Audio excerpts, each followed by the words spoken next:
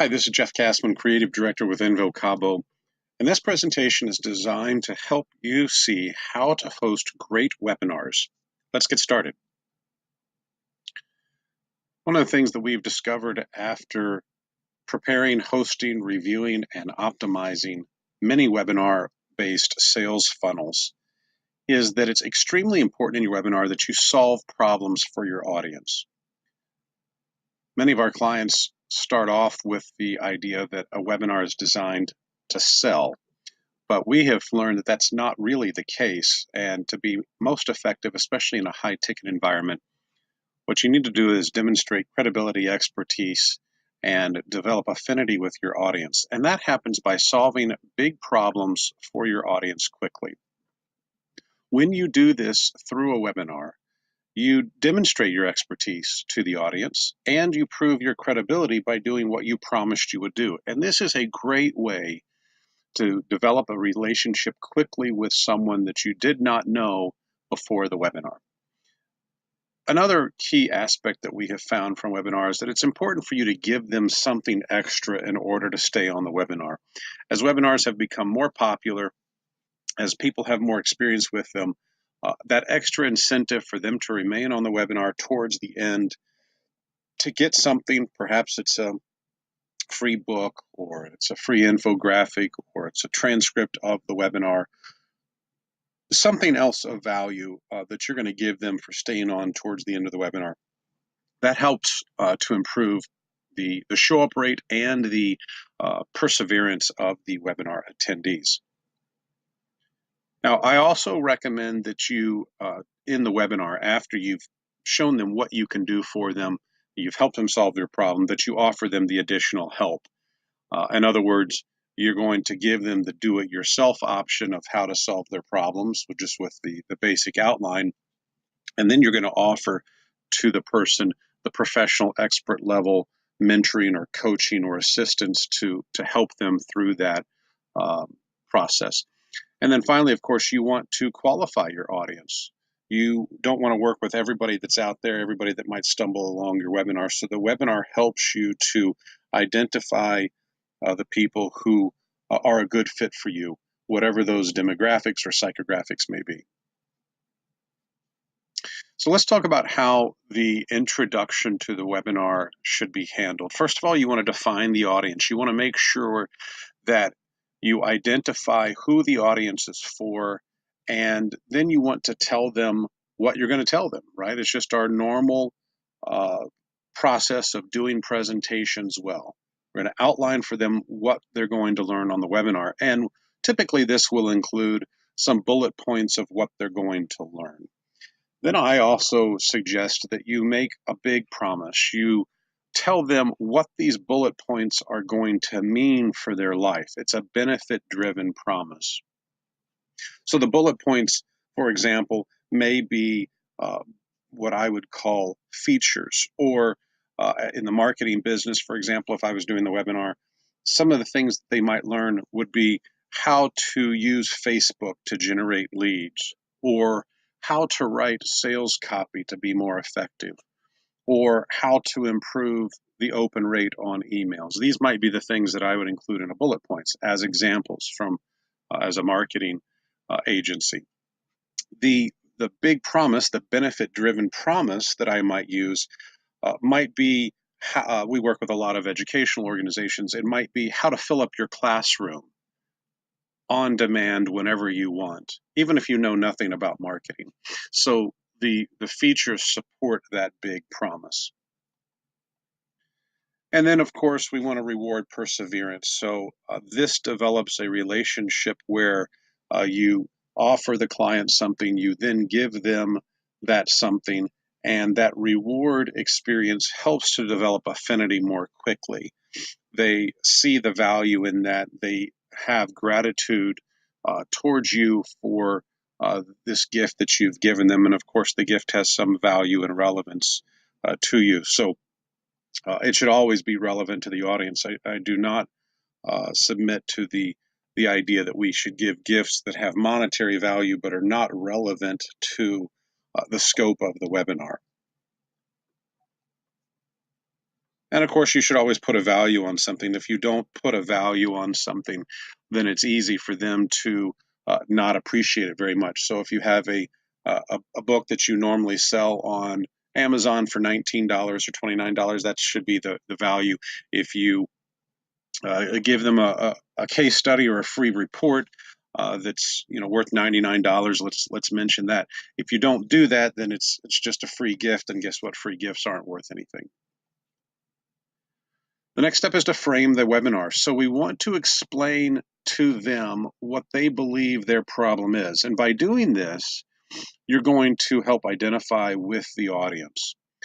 You're going to ask them questions that prove you understand their problem. So for example, if I'm working with a physician, a cosmetic surgeon, I may say, do you have an automated marketing system that generates appointments for you on demand? Do you have a online calendar that allows your new prospective patients to set an appointment with you without engaging any personnel in your office? If I'm working with a university or a private school, I might ask them if they have a unique selling proposition that allows them to differentiate themselves from other schools in the area. If I'm working with a therapist and a psychiatrist, I might ask, do you see too many prospects who are not really a good fit for your style of prospect? They're not in the right place mentally. So I ask my audience these questions to demonstrate to them that I understand their problems. These are the concerns they have in their mind. So by doing that, I'm framing the webinar. I'm framing the range of our discussion.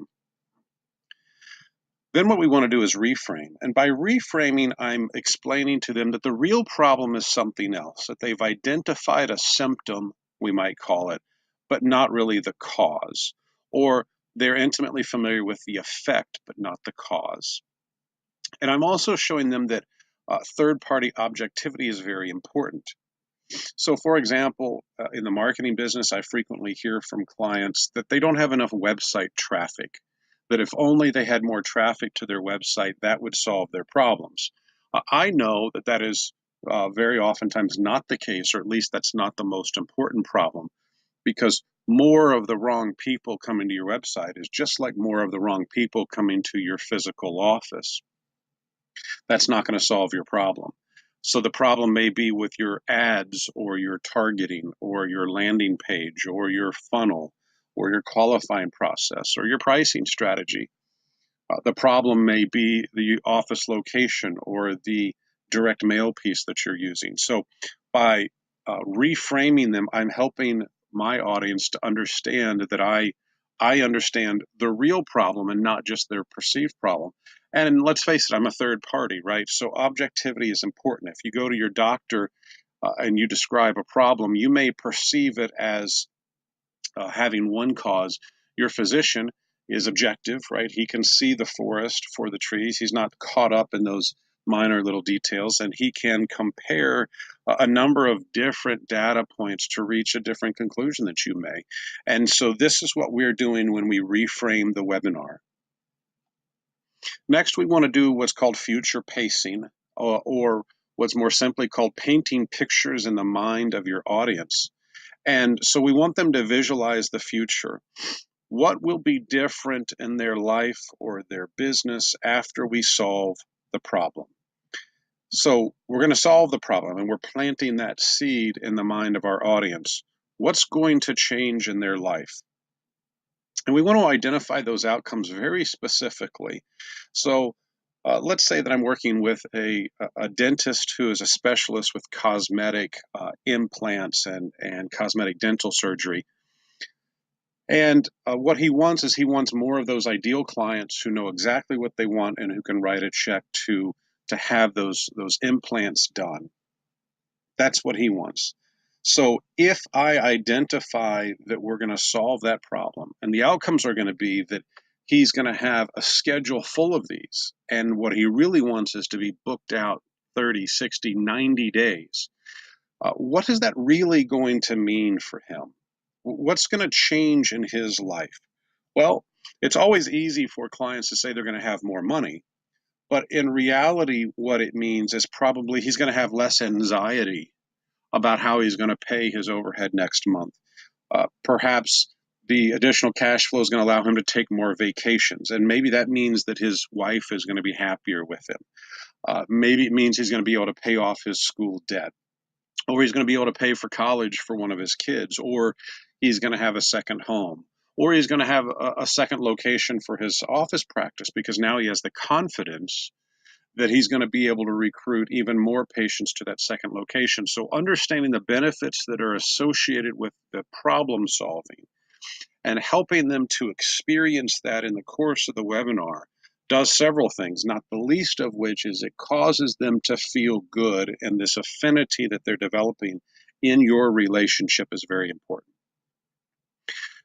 Now we have to talk about the change that's going to happen. So in our webinar, we want to begin to introduce the changes that are going to be necessary to achieve these things. So this is where we start to transition, and we tell them, here's what you're going to have to do to change.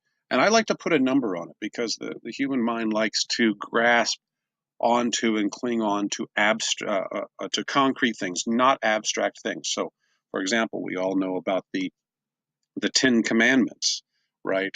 Or the Bill of Rights, the 10 amendments to the Constitution that were so important here in the United States, or the 3 rules to success, right? So putting these numbers on things helps people to understand them. And you might say something like, if I'm working with private schools, I'm going to say, the 7 steps to maximizing enrollment.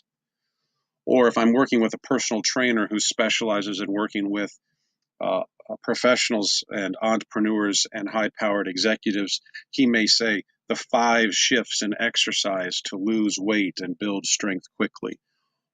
Or if I'm working with a relationship coach who works with men who are struggling to find and keep the right kind of women in their lives, the point of the webinar might be the 6 ways to find the woman of your dreams and stay married happily. So this is how we frame that change. And then what we're going to do is we're going to tell them in the webinar that they're going to have that today. They're going to have that formula. We're going to give it to them. This is not some bait and switch. It's not, I'm going to give you the headlines and then you have to make an appointment with me to find out exactly. We're actually going to tell them those things today so that a person in the right position who understands that message, who's prepared to act on it, can act on that based on the information we've given them right away. This is the point at which we introduce ourselves to the audience. And the idea here is a 30 to 60 second biography. The webinar is not about you. The webinar is about the powerful information that you're going to share, the solution to their problems that you're going to give them, and the benefits that they will experience in their life and business as a result of that new formula. So you're going to do this by explaining your qualifications. This is where I talk about giving the resume. So for example, I might say that I've been a direct response copywriter. I've sold tens of millions of dollars worth of product online and offline. I've been a media buyer, buying advertising for my clients in the days of TV and radio and now digitally. And as a creative director for Invocabo, I've managed entire marketing campaigns, the selling funnels, the brand building, everything from A to Z. And then, after I've given my resume, I'm going to tell an authority story that builds on that resume and links to the topic. So I might explain that at Invocabo, we've taken clients who are in the e-commerce business and we've tripled their conversions. We've taken clients who were losing hundreds of thousands of dollars a year on their media campaigns, and within 60 days, we've made them profitable in the 6 figures. Or I might talk about working with a private school that grew their enrollment and their revenue by 30% in just 90 days. So I'm sharing an authority story, a first person testimonial, if you will, that builds upon that resume. So this is what you'll want to do. but you want to do it in 60 seconds because the webinar is not really about you. The webinar is about the value of the information. And this is critical because a webinar is part of the system that you're building, and it's the strength of that system that will make this work and make it scalable, not the strength of your persona, not the strength of your bio.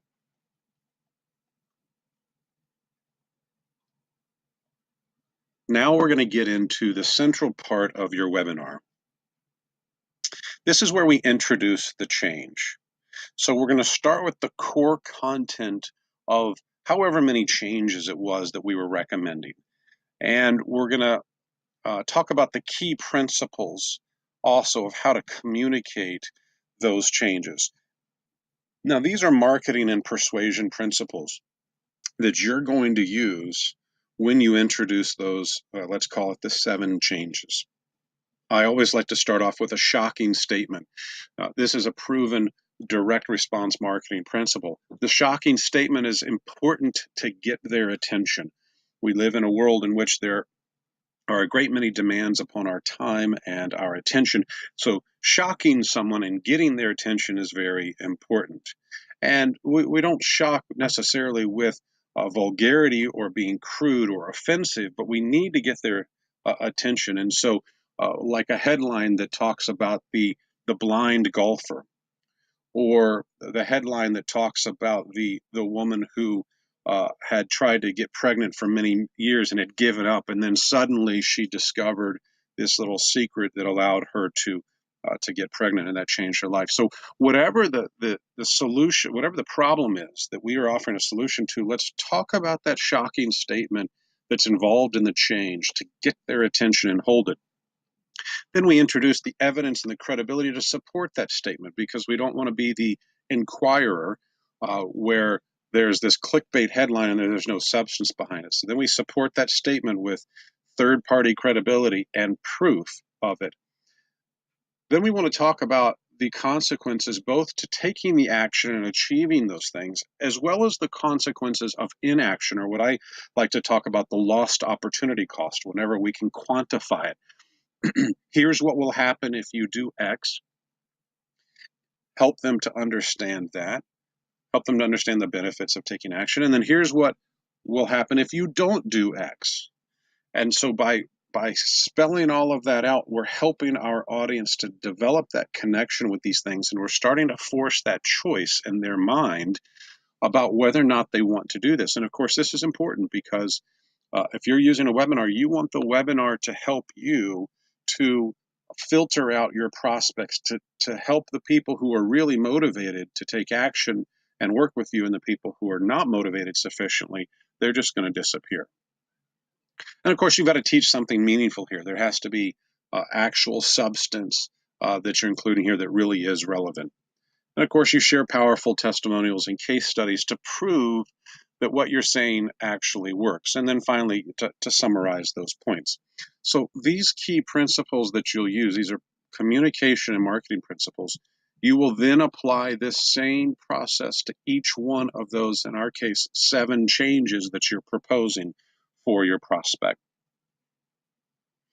Now, at this point, it's important to review the content that you've shared. You're going to summarize those 7 changes that you've recommended, and you're going to introduce a more detailed testimonial or a case study in greater depth. And the reason for this is you want to be able to say, here's how it worked in this person's life. In my case, I might say that Invocabo worked with a local private school. They had a lot of unused capacity. Consequently, their return on investment, that was not what it should be. They felt like they were losing ground to more sophisticated competitors. They implemented our marketing principles. They filled up their classrooms within 2 months, and they had a waiting list for the very first time. And in the private school business, that's really the top 1% that have got that waiting list, where people want to be in the school and there's not any room for that. That's where you want to be. It shows the demand for your brand is so high. So I might include the brand name of the company, talk about some of the metrics, talk about those changes, and then show the results. Now, I always like to then again, using the same proven presentation principles that have worked for ages, remind them of the promises that I made at the outset of the webinar. List those steps again. I told you that I was going to show you how to do X. I've now told you the 7 key principles and so forth and so on. Just review those. And this is very important to prove that I'm credible, that I do what I say I'm going to do in my webinar, so there can be no doubt of the value that they've received. This is a good step also for the free giveaway, whatever it is that you're going to give, your book, your audiobook, your infographic, your transcript, recording of this webinar that you're going to provide for them so they can listen again. Maybe it's an interview that you've done on a topic that's been recorded. You're going to give that to them. It could even be free access to something. If, let's say you've done 10 of these kinds of webinars on topics that are going to be of interest to them, you could give them a membership directory where they could log in and listen to those, whatever the case may be. So this is where you say, okay, go to this website and you'll get access to these things, or send me an email and I will send you a link to download it. Whatever that step may be, this is a good place to do that. The next step is to offer them the free consultation. So the first step in this free consultation approach is to review the do-it-yourself approach and contrast that with the work with an expert approach. And I like to lay out the pros and cons of each of those. And again, here we can refer to the analogy with a physician. It's very easy today to have a symptom and go to Google and tell Google that, I have such and such physical condition, what's happening, and I can try and self-diagnose. So to use a personal example, about a year ago, I was experiencing this symptom where my eyes were twitching, and I wasn't sure if it was the new big screen monitor I had in my office, if it was the updated prescription glasses that I was wearing, if it was my contacts, if it was my allergies, if it was stress, if I was tired, all of these things, right? So I'm trying to evaluate this and I'm doing research. That's the do-it-yourself approach. The expert approach is to go to my physician who has all of my information and looks at me and says, you know what, I think you maybe have a magnesium deficiency. Why don't you take a magnesium supplement every day and see what happens? And voila, the problem is solved. So understanding and outlining the pros and cons of each approach here provides more value to the audience, because if they are fundamentally a do-it-yourself approach person, they will appreciate that and they will feel more confident that they're doing the right thing, and they will filter themselves out of your webinar funnel. Conversely, if the problem is big enough and important enough and the pain of our prospect is high enough, they will want to work with an expert, and they will appreciate that you have outlined for them the value and the lost opportunity cost of this. And so this is the point at which you offer the free strategy session. This is when you say, now, if you appreciate what we've talked about here, if you want to work with an expert, if you're looking to make significant changes in your life or your business model quickly, sign up for this free strategy session. Remind them it's not a sales call, and it truly is not, because you don't know at this point whether or not you want to work with that person or with that business. You don't know if they're a good fit for your model. You don't know if you can solve their problems or not. You don't know if you're going to have the right kind of relationship with that client. So it's very important that you have that initial consultation, that initial diagnosis. And again, if you were to go see a professional, let's avoid the physician for a moment. Let's talk about an attorney. Attorneys have many different specialties. If you go to an attorney with your problem and you share everything, he's going to listen and then respond and say, this is not my specialty. I don't specialize in property disputes of an agricultural nature. I specialize in commercial litigation, and he's going to refer you to someone else. But that initial consultation is necessary to get to the core of the problem, and you're going to do the same thing to find out if you have that right relationship, that right specialty with the person. So it's very important to qualify them at this point on the webinar before you even get to that consultation, because you don't want to be doing consultations with the wrong people. So we go through a series of steps to say, now, if you're interested in working with my firm, if you're interested in working with me, here's an example of people we have been able to help in the past. So you give examples of your customer avatar. So in my case, I might say we have a great track record of working with private schools to help them with their enrollment, to bring to them more of the right kind of students who are going to be able to pay their tuition on time, students who take their education seriously, students who have siblings perhaps that are going to join them at that private school, or who have friends who also take their education seriously and can pay. Or it may be people who are in the real estate business, or people who are financial advisors, or attorneys who do the right kinds of practices. We might, in our webinar, give examples of those customer avatars. What are we doing by that? Well, number one, we're helping people to decide whether or not they are in one of those categories, but we're also reminding them of our success in each of those categories. So we're reinforcing that credibility that we've been there and done that. So you'll be doing that as well. But you're also going to say, now here's who we do not work with well. And we would give examples of that. And so I would outline, even for ourselves as a marketing agency, here are the kind of clients that we've not had success with. And we might talk about an e-commerce business that's selling $9 widgets or $20 products, and the profit margins on those kinds of items are very, very small. That makes it very difficult for an independent advertising agency such as ours to be successful with them. Or other examples of the clients that are really not a good fit. You'll want to do this as well to filter out those people so you don't have a single conversation with someone who's not a good fit. Plus, you're reinforcing with your audience that you are, in fact, an expert.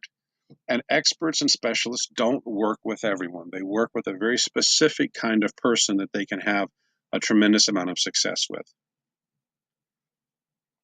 So when we conclude the webinar, what are the steps?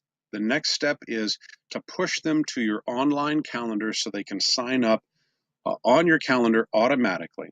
Secondly, once they've booked that appointment with you, they should be redirected to a questionnaire.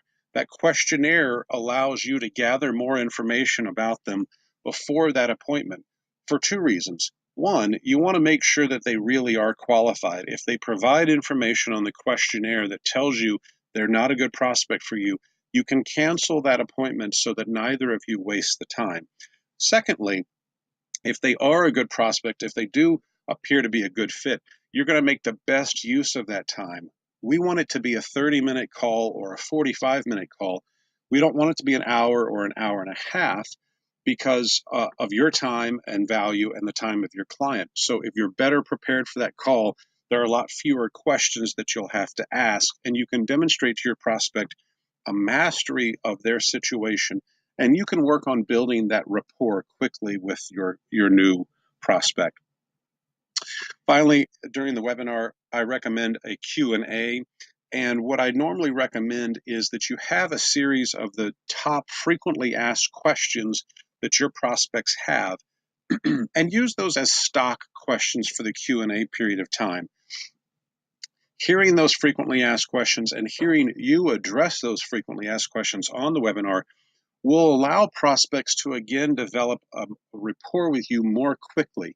They will hear in those frequently asked questions the sincere interest and desire by other people to learn information, and they will hear in your genuine replies that you know what you're talking about and that you care. So this is just one more opportunity to teach and for them to get a sense of how you operate, how you talk, what your relationship building skills are like. Just a couple of final observations. The slide style in your webinar can vary. So in this example, this presentation, I've had to use a very basic PowerPoint style slides. You can do something like this, or you can do something that's very pretty and has heavy graphics. That's up to you. And it may be something that you want to split test. I like to use the straightforward presentations. They work well for us. It's a reflection of our no frills business kind of approach to solving problems. I don't want to oversell with a beautiful webinar a beautiful presentation that's very sexy and attractive, when in fact I'm just kind of a nuts and bolts kind of guy. So keep that in mind. It should be a good fit for your personality. I like these desktop-based presentations. I can be in my t-shirt. I can give this webinar from anywhere in the world as long as I've got an internet connection. But some people really like to be on screen. They might want to have that little inset where it shows them live talking to them. I tend not to like those, and the reason for that is that it becomes distracting. And the person who's on camera is performing. The person who's watching is now consumed with watching and judging me. Did I brush my hair just right? What's going on in the background? Uh, is what I'm seeing consistent with what I'm hearing? And I find that they're distracted by that. They're not paying attention to the words as much. They're not paying attention to the message that I've chosen for them because they're focused on watching me. So if you're building up a personality cult, if you're building up that kind of guru look at me approach, then it becomes more important that you do those on-screen kinds of things. If your business model is about value creation and information and processes, then I believe it's not as necessary. Finally, in terms of time, I like to recommend a 45-minute webinar. Now, if you can get it done in 20 minutes, you should. You want to give them as much valuable information as quickly as is reasonable. But 45 minutes is an acceptable number.